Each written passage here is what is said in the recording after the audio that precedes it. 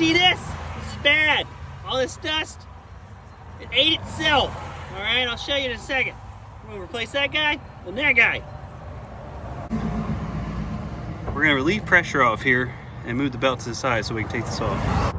Now that we have the belt off, we're gonna take the bolt out of the tensioner.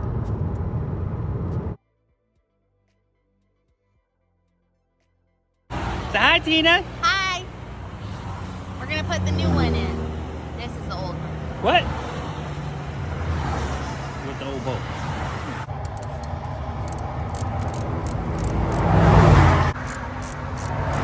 Yeah. That ain't good.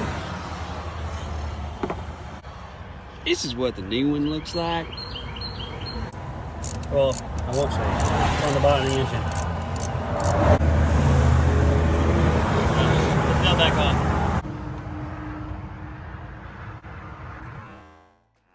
Now we're going to check her out.